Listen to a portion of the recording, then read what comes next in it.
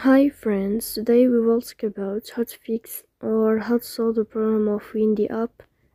You will click on settings. Here in this page you will go to apps, default apps, app settings. In this list you will go down until you find this window of Windy and you will click. Here in this page of app info you will click on first stop and you will click OK. Here you will enter to the window of storage.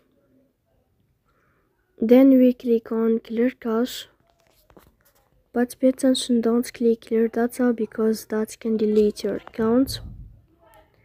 In the end you can turn off your phone and you can wait a moment to turn on your phone again to fix that problem. So please don't forget to support us by like and subscribe. See you next time.